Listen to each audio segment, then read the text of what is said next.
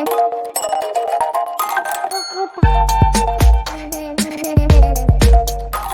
Everyone, इस video में बात कर लेते हैं नेशनल फर्टिलाइजर लिमिटेड की। क्विकली एनालिसिस देख लेते हैं। चैनल को लाइक एंड सब्सक्राइब करना मत भूलिएगा। तो नेशनल फर्टिलाइजर में आप देख रहे होगे स्टॉक में जो 3 दिन पहले मैंने वीडियो बनाया था उसमें भी कहा था कि स्टॉक ने यहाँ से ब्रेकआउट दे दिया है और फाइनली अब आपको अच्छे टारगेट देखने को मिलेंगे।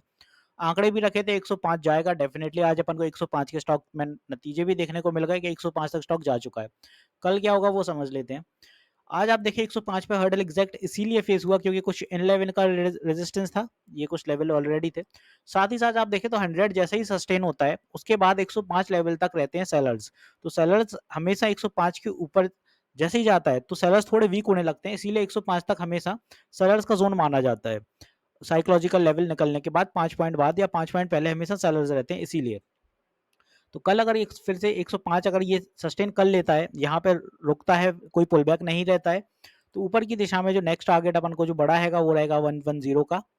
फर्दर 110 के बाद जो फर्दर आपको टारगेट देखने को मिलेगा 5-5 पॉइंट के टारगेट बना लीजिए, सफिशियंट है। ऐसे ही स्टॉक फॉल हुआ था और इन्हीं लेवल के साथ ऊपर जाएगा।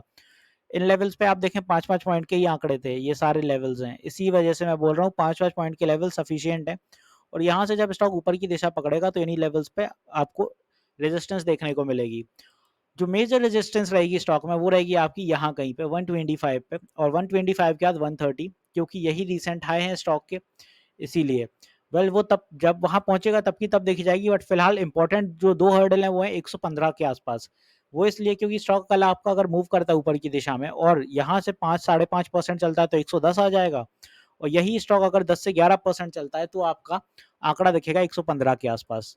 तो यहाँ पे जो चीज एक और है कि स्टॉक 3 दिन से सेशन में है जहाँ पे बुलिश मोमेंटम है, तो एक माइनर पुल बैक डेफिनेटली कहीं ना कहीं देखने को मिलेगा, बिकॉज हेल्दी चार्ट वही होता है जहाँ पे एक छोटा सा पुल बैक दिखाई दे अगर स्टॉक बुल रन में है। तो बुल रन यहाँ पे स्टॉक की वापस हो चुकी है, क्योंकि स्टॉक ने ऑलरेडी आप देखें करेक्शन दिखाई दिया है अपना, जो करेक्शन उसमें आना था। यहाँ पे 36% का करेक्शन भी आया स्टॉक ने। करेक्ट होने के बाद 82 का लेवल टेस्ट किया, वहीं से स्टॉक में एक साइडवेज का फॉर्मेशन बन गई और फिर रिवर्सल भी बनते हुए आया। इसी लेवल पे अगर आप देखें तो एक पैटर्न भी बनते हुए नजर आ रहा था डेली टीएफ पे, जिस पैटर्न के साथ साथ स्टॉक ने ये बुलिशनेस पकड़ी। यहाँ पर एक ट्रायंगल का पैटर्न बन रहा था कुछ ऐसा, इसी ट्रायंगल के पैटर्न का ब्रेकआउट मान लीजिए, या फिर ये आपको ओवरऑल ऊपर की ट्रेंड लाइन दिख रही है इसका ब्रेकआउट मान लीजिए। क्योंकि मैंने लास्ट वीडियो में ये भी कहा था कि इन लेवल्स पे जब तक हर्डल है ट्रेंड लाइन के करीब, जैसे ये पहुंचते हैं वहां हर्डल फेस हो जाता है डेफिनेटली। इसी वजह से जब जब तक ट्रेंड लाइन यहाँ नहीं निकल, ट्रेंड लाइन का ब्रेकआउट नहीं होता यहाँ से, तब तक बुलिशनेस नहीं दिखेगी, क्योंकि ऑलरेडी 2 बार रिजेक्शन आ चुके थे, ऊपर यहाँ आया था और यहाँ से ये ट्रेंड लाइन बनना शुरू हुई थी। तो फाइनली आपको ऊपर के लेवल्स तो क्लियर कर दिए मैंने कि एनएफएल कैसे क्या चलने वाला है। बात कर लेते हैं कि सपोर्ट कहाँ रहेंगे। तो भाई एनी मीन छोटा मोटा पुल बैक बनता है अगर, तो पहला सपोर्ट अपना यहाँ से पड़ेगा 104 के अराउंड। फर्दर अगर ड्रॉप डाउन ज्यादा रहता है तो अपना 102 के आसपास भी टेस्टिंग हो सकती है स्टॉक में।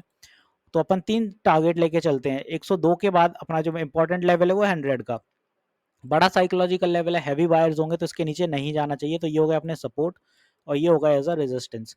अब यहाँ पे अगर आप 5 के लेवल्स देखें कि ऊपर कितना जा सकता है, तो इन्हीं लेवल का मान लीजिए 130 जो अभी रिसेंट गया था, तो 130 में जो सबसे ज्यादा तेजी आपको देखने को मिलेगी वो 0.5 के बाद देखने को मिलेगी। वो 0.5 अभी पहुंचा नहीं है स्टॉक, 106.7 के आसपास है 0.5 का लेवल, जो कि अभी सस्टेन करना बाकी है स्टॉक को। तो ये लेवल जैसे ही सस्टेन होगा तो अच्छी तेजी देखने को मिलेगी। फिर 110 और 119 के आसपास आपको फिर हर्डल देखने को मिलेंगे। तो होपफुली अब मैंने यहाँ सारी चीजें क्लियर कर दी हैं क्या कैसा मूव रहने वाला है। मिलते हैं नेक्स्ट वीडियो में। This is me Shubham Yadav signing off.